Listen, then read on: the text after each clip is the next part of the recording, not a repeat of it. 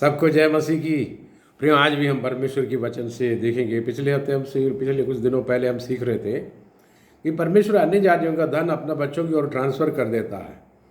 हमने काफ़ी वचन से इसको चेक किया। अब्राहम की सिलसिले में उत्पत्ति 12-13 में प्रभु और 15 में भी प्रभु उसको बहुत ब्लेसिंग दे रहा है। उसके बाद अबीमेलेक, फिरौन, ये लोग इनको परेशान करते हैं, अब्राहम को, उनकी बीवी को ले जाते हैं, लेकिन प्रभु उनको दंड देता है और बल्कि उनकी भेड़ बकरियां, धन वगैरह इनके अकाउंट में ट्रांसफ़र करवाते हैं कि वो डर जाते हैं। राजा होने के बावजूद भी कहते कि तो तेरे वजह से हमको कोई नुकसान ना हो, इसलिए ये धन ले लो, ये 1000 सिक्का ले लो और ये भेड़ बकरी ले लो, सब इनको दे देता है। इस तरह काफ़ी धन ट्रांसफ़र हो जाता है और अब्राहम बहुत धनी हो जाता है। इसमें परमेश्वर का एक ही प्रॉब्लम है लोगों के साथ। वो जब प्रभु कोई वेल्थ, धन, प्रॉपर्टी देता है तो लोग बहुत घमंडी हो जाता है। फिर वो अपना स्वार्थीपन का सारा काम कर देते, एम्पलीफाई कर देता, बड़ा बड़ा के उनके अपने। इसलिए सबसे पहले हमें ये अनुग्रह के विषय में सीखना है, प्रभु का आदर करना है। और जब अपने धन पर कभी घमंड नहीं करना इस पृथ्वी पर। अब इसलिए प्रभु आपको धन या प्रॉपर्टी या वेल्थ जो भी देता है, इसलिए देता है कि उसके राज्य की बढ़ोतरी हो। इसलिए नहीं देता कि आप उससे घमंड करें, परमेश्वर के विरोध में काम करें। प्रभु ने खुद अपनी बातों से, अपनी आज्ञा के द्वारा मूसा से कहलवा दिया कि मैं मिस्रियों की हृदय तेरे अनुकूल में कर दूंगा और तू जाके मिस्रियों से हर घर से मांगना। कि वो जो ये लोगों ने मांगा कि इजरायलियों को मिस्र से निकलने का दिन था, रात, उसी रात वो लोगों ने जाके मांगा, हम प्रभु की बलि चढ़ाने जा रहे हैं, हमें दान दो। तो वो जब देखा तो उसका पहलौठा मर गया था। मिस्र में ये कल्चर था उन दिनों में। ये करीबन 3500 से भी पुरानी, इतने इससे साल से भी पुरानी बात है। ये कल्चर था कि घर का जो पहलौठा है वो पूजा करेंगे। उनकी 10 प्रकार की देवता जो भी थे, इसलिए प्रभु ने 10 प्रकार की विपत्तियाँ उनके ऊपर भेजा। नील नदी उसकी देवता जो थी। इस तरह जो भी प्रभु ने बाइबल में खुद ही मूसा की पुस्तक में लिखा है कि मैंने उनकी देवताओं पर न्याय किया, आई जज देयर गॉड्स। याद रखना, प्रभु ने इनके बाद ये जो 10वां, इसमें क्या हुआ, पहलौठा पूजा करता था, पुजारी थे, और जानवरों में से जो पहलौठा जो होता उसकी बलि चढ़ाते थे। दोनों को ख़त्म कर दिया परमेश्वर ने। बड़े दुखी हो गए। तो वो लोग बोले, ये जो हम जिसका पूजा करता है, सोने की चढ़ावा जो भी हो, तुम लोग ले जाओ, अब हमारे पास कुछ नहीं, तुम इधर से कैसे भी निकल जाओ, तुम्हारी वजह से हमारे ऊपर बहुत विपत्ति आ रहा है, तुम लोग निकल जाओ करके काफ़ी धन संपत्ति दिया। आई थिंक बाइबल का सबसे बड़े वेल्थ ट्रांसफ़र में, धन की ट्रांसफ़र में सबसे बड़े में से एक है वो। 20 लाख यहूदियों ने, मान के चलो उनके घर की मुखिया, उन्हें जाके 3-4 लाख मुखिया होंगे, तो वो जाके रातों रात हर घर में इधर उधर जहाँ जहाँ वो जा सकता था मांगा। एक बंदा इस घर में, दूसरा बंदा उस घर में, मिस्रियों के घर से मांगा। रातों रात वो लोग इनको दिया 1 किलो 2 किलो सोना, तोला नहीं, किलो के हिसाब से बड़े पैमाने पे ट्रांसफ़र किया। क्योंकि उनकी जो मूर्ति और चढ़ावा जो भी रहता था, बड़े हेवी गोल्ड का आइटम रहते थे, सब ट्रांसफ़र कर दिया। अरबों डॉलर का या रुपया का धन एक रात को ट्रांसफ़र हो गया। ये लोग धनी होकर गया। क्यों? कहीं पीढ़ियों से, 10-15 पीढ़ियों से, 8-10 पीढ़ियों से इनका जो पेमेंट ढंग से दे नहीं रहा था, और इनसे काम करवा के मिस्री लोग बड़े धनी होने लगे, बड़े सिटी बनाने लगे, है ना। पीथोम, ऐसा कई नाम से, रमसेस, इस तरह के कई नामों से शहर बनाने लगे। उसके अंदर काफ़ी गेहूँ अनाज का भंडारण करने लगे। और जो भी इन्हीं से करवाए, इसराइलियों से। पेमेंट नहीं दे रहा, सिर्फ खाने को देता। तो प्रभु ने जब देखा, प्रभु आपको भी देखता है, शैतान आपके अनुग्रह को रोकता है, तो वो समय आने पर ऐसा स्ट्राइक कर देता है, वो पिछले के जितने भी इंटरेस्ट के साथ आपको ट्रांसफ़र कर देता है। ये संसार की जितने भी जीविका की ज़रूरतमंद वस्तुएं प्रभु देता है, इसलिए हमें उस पर चिंता नहीं करना चाहिए कि हमारा प्रभु हमारे लिए प्रावधान करते हैं।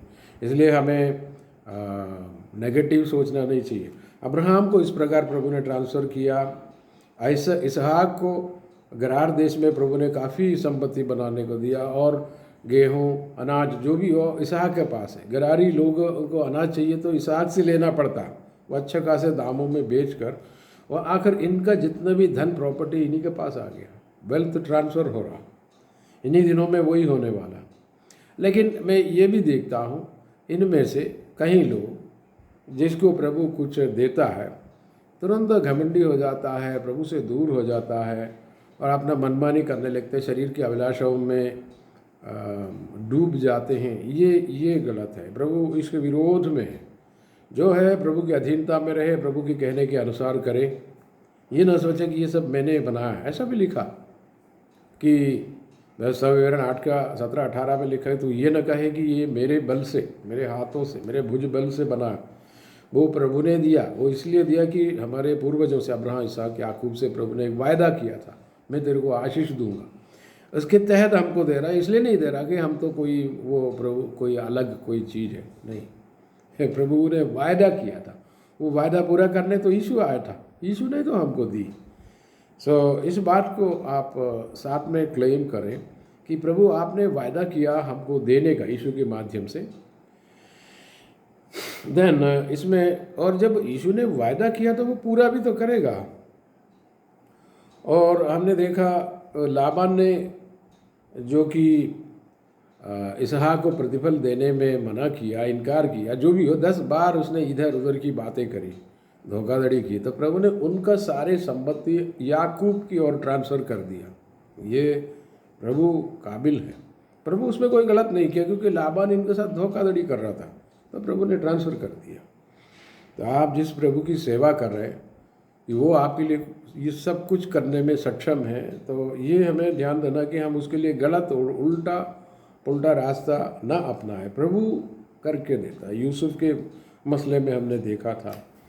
और निर्गमन में 12 का 35-36 में हम देखते हैं कि मूसा के समय पर एक बहुत बड़ा, जैसे मैंने पहले कहा, निर्गमन की 12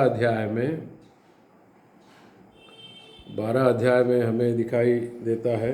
35-36 में हमें ये दिखाई पड़ता है, और इस्राएलियों ने मूसा के कहने के अनुसार मिस्रियों से सोने चांदी की गहने और वस्त्र मांग लिए, और यहोवा ने मिस्रियों को अपनी प्रजा के लोगों पर ऐसा दयालु कर दिया, वो प्रभु ने कर दिया, कि उन्होंने जो जो मांगा वो सब उनको दिया।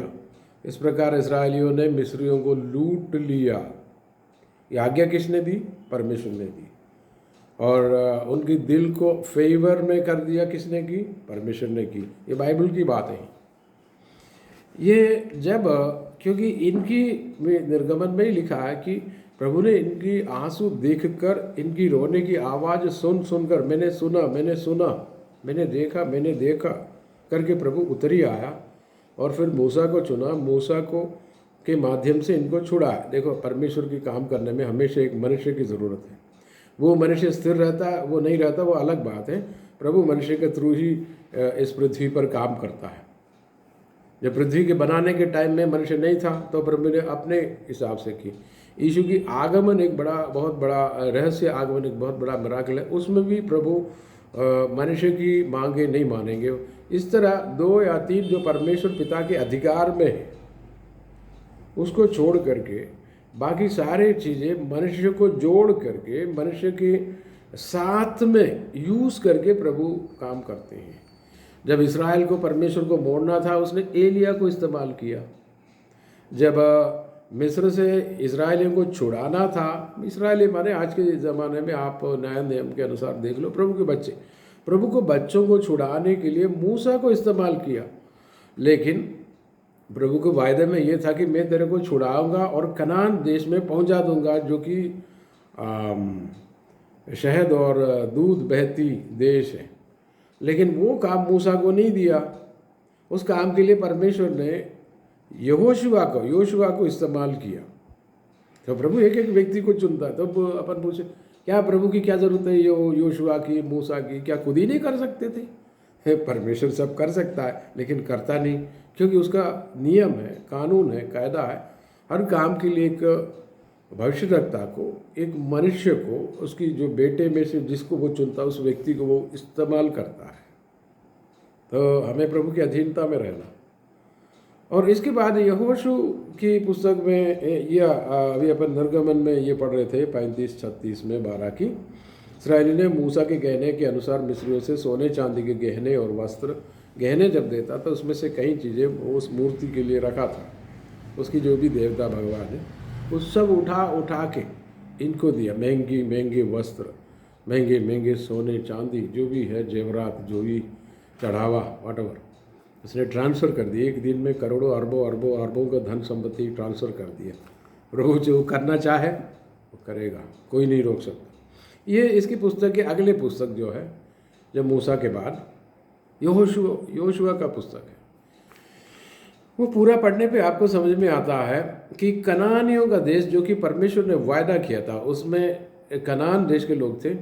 6 साल में योशुआ ने 31 राजाओं को मरवा के, 31 राजा माने 31 काइंड ऑफ स्पिरिट है, इस संसार की आकर्षण, प्रभु से अलग कर देने वाला स्पिरिट है। इन स्पिरिटों को नए नियम में देखा जाए तो इन स्पिरिटों को प्रार्थना की तलवार से, वचन की शक्ति से, तलवार से, विश्वास की ढाल लेकर के इसको बर्बाद करते हैं। ये आपके ऊपर है, आपका विश्वास जैसे।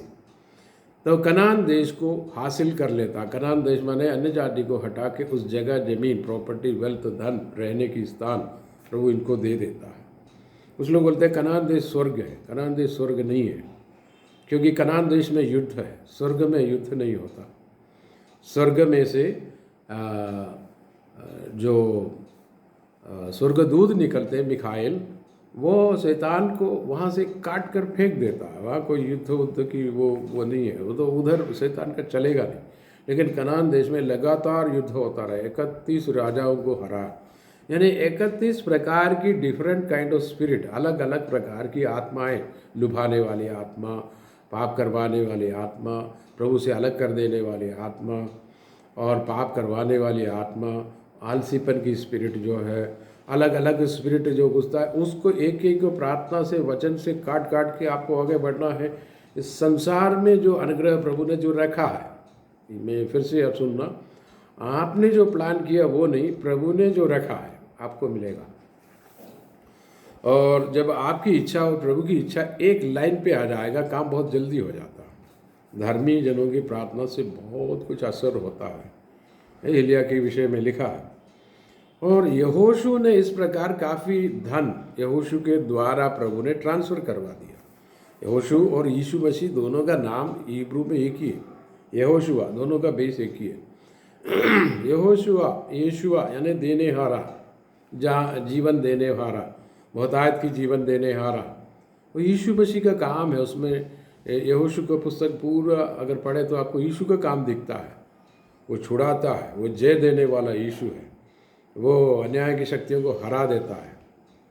तो आपको इस संसार की दिक्कत, परेशानी, गरीबी से छुड़ाता है। नेगेटिविज्म, शरीर की अभिलाषा में डूबना, इस तरह की आत्माओं से छुड़ाता है। सो प्रियो, हमें और आगे देखना है, बहुत सा है, अगर देखा जाए तो बहुत सी उदाहरण है। लेकिन मैं सीधा आगे दाऊद की तरफ जाता हूँ। दाऊद जो है एक बचपन में एक चरवाहा था, लेकिन वो 30 साल हो गया तो वो राजा बन गया हेब्रोन में, और 37 साल हो गए तो पूरा इज़राइल का राजा बन गया। और 70 साल से पहले, वो मरने से पहले अपना उसने खुद ही प्रभु की भवन बनाने की कोशिश की, तो प्रभु ने मना कर दिया, तूने बहुत युद्ध किया, बहुत ज़्यादा लहू बहाया, तू नहीं, तेरा बेटा मेरे लिए मंदिर बनाएगा, भवन बना लेगा। ठीक है प्रभु।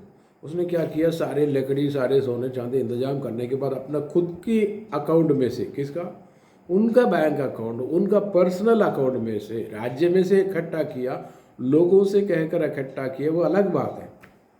उसका अमाउंट देखा जाए तो आजकल का एक छोटा देश का पूरा एक साल का खर्चे की बराबर है।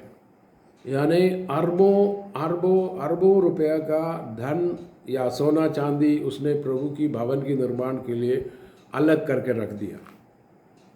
वो लेके तो सुलेमान बादशाह जो है वो प्रभु का भवन बनाया था। इतना धन संपत्ति वो कहाँ से आया? प्रभु ने ट्रांसफ़र करके दिया। और प्रभु खुद ही मेंशन करते सुलेमान बादशाह के बारे में, है ना। वो संसार की सबसे बड़ा धनी राजा था, उसका जैसे कोई हुआ नहीं। लेकिन यीशु कहता है यहाँ देखो सुलेमान से भी बढ़कर मैं हूँ करके। प्रभु यीशु सुलेमान से बड़ा है, धनी है। वो धनी होकर के भी तुम्हारे लिए कंगाल हो गया। तुम प्रभु की कृपा जानते हो कि वो धनी होकर भी तुम्हारे लिए कंगाल हो गए। उसके कंगाल हो जाने से तुम धनी हो जाओ। प्रभु ने तो कह दिया, मैंने नहीं कहा। आजकल बहुत सारे लोग धन की लालच में बहुत उलटफेर का काम करते हैं। अगर प्रभु के अनुसरण करें तो समय पर प्रभु पूरा पूरा करके देगा। प्रभु देता है, प्रभु ट्रांसफ़र करता है, वेल्थ ट्रांसफ़र करता है। ये दाऊद और सुलेमान बहुत बड़ा उदाहरण है। और भी ये पुराने नियम की नबियों को सब देखो। दूसरा राजा 7 में एलिशा नबी आकर एक शहर पूरा गरीबी की अधीनता में है तो एक भविष्यवाणी करता है, एक वचन रिलीज़ करता है। प्रभु के अभिषेक में आकर कहता है कल इसी शहर में बड़े सस्ते में अनाज बिकेगा। हाँ, हजारों हजारों हजारों लोग हैं शहर पनाह में, चारों तरफ से घिरे हुए हैं। शैतान ने दुष्ट इनके दुश्मनों ने, हराम की सेना ने इनको पिछले 3-4 महीने से रोका हुआ था।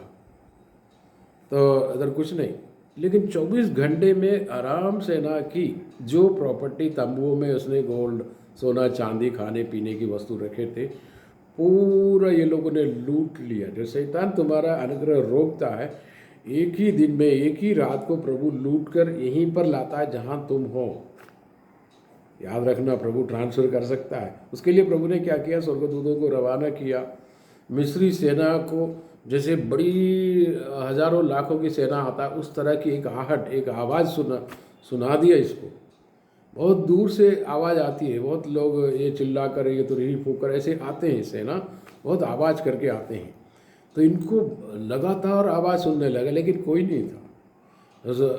केवल स्वर्गदूत थे। मान कर चलो स्वर्गदूत बड़ी बड़ी सेना से भी बढ़कर है। एक स्वर्गदूत 1,85,000 सैनिकों को मार डाला करके, ऐसे या 38 में लिखा, 37-38 अगर आप पढ़े तो दोनों अध्याय में ये क्लियर कट लिखा है। सन्ना करीब और वगैरह ये लोग, मैं उसका डिटेल में नहीं जा रहा हूँ। तो इस तरह धन की ट्रांसफ़र आपको बाइबल में लगातार दिखता है। तो फिर आप बोले नहीं नहीं, नया नियम में ऐसा कुछ नहीं है, सब लोग ये थे वो थे, सब गरीब थे। अब प्रभु के लिए कुछ भी करने को तैयार है, आप भी हो जाओ, उसमें क्या। प्रभु के लिए कुछ भी दान देने, जीवन देने तैयार हो जाओ। कई लोगों ने मकान बेच करके, प्रेरितों को पुस्तक में कलीसिया में धन लाया। वहाँ लिखा है 2 अध्याय में कि उनमें से किसी को कोई कमी या घटी नहीं था। इससे बढ़कर क्या चाहिए? 10,000, 15,000, 20,000 लोग गैदरिंग में, ग्रुप में रह रहा। कई लोगों ने अपना मकान बेचकर, डेली कलेक्शन आता है करोड़ों का। तो वो ये 12 चेले बोले हम नहीं कर सकते इतना सारा काम, 7 लोगों को अलग से बुला, स्तिफानोस, अरखरेओस, फिलिपोस, इन सबको इकट्ठा किया। लेकिन कुछ समय बाद दिखता है ये लोग भी सेवकाई में निकल गए। जो धन पर जो भरोसामंद है वो बाद में सेवकाई में भी भरोसेमंद निकलते हैं। तो प्रियो, इसमें क्या हुआ? इन सब के ऊपर प्रभु का अनुग्रह था। अब लूका 5 में देखो, और पतरस के पास जाल में कुछ नहीं, खाली हाथ है। क्रिश्चियन का एक बेसिक पिक्चर। और इनका फील्ड है, इनका एरिया है, उनका ज़मीन है, उनका काम का क्षेत्र है, जो भी हो, वो है गलील का झील। वहाँ पर पड़ा मछली, एक प्रॉपर्टी है, एक संपत्ति है, कुछ खाने की वस्तु है, धन है। प्रभु की कहने पर, उसकी आज्ञा के अनुसार वचन रिलीज करने के बाद और पतरस ने अनुसरण किया तो वहाँ का सारा संपत्ति इसकी जाल में फंस गया। Transfer, wealth transfer.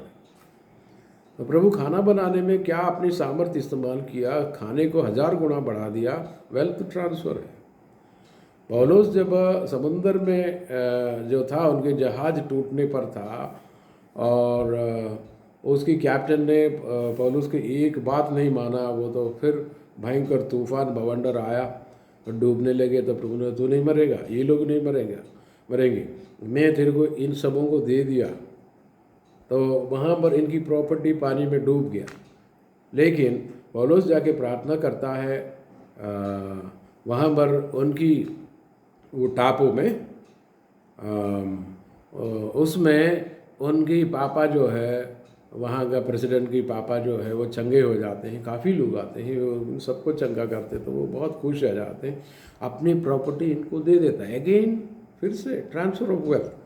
तो प्रभु को जब जब देना हो वो चारों तरफ से खींच के आपके पास लाता है। इसमें स्वार्थीपन वाला कोई मसला नहीं है, प्रभु को वो पसंद भी नहीं है, वो उनकी ब्लेसिंग है, इसमें प्रभु की प्यार है। लेकिन इससे प्रभु ने किसी को उपद्रव किया नहीं। हालांकि मिस्र के उसमें देखा तो मिस्रियों को मार देता है, क्योंकि वो छोड़ता नहीं। तो शैतान का एक प्रतिरूप है, वो प्रभु को छोड़ेंगे नहीं। तो लास्ट वो है, पहले बड़े प्यार से बोला मेरे बच्चों को छोड़ दे, बोला हम नहीं छोड़ेंगे, तो क्या कर लेगा। प्रभु के साथ बलवा हो गया, तो प्रभु ठीक है, युद्ध में वीर है तो यहोवा है, वो प्यार करता है, बड़े इत्मीनान से आराम से बात करता है, बड़े होने के बावजूद भी हम्बली विनम्र होकर बात करता है। जब एक बात नहीं सुनेंगे, आखिरी में उनके पास जो पावर है वो रिलीज़ कर देता, पूरे मिस्री को पानी में डुबा देता। शैतान का अंत ये होगा। तो प्रियो, आप परमेश्वर आपको अनुग्रह में रखें।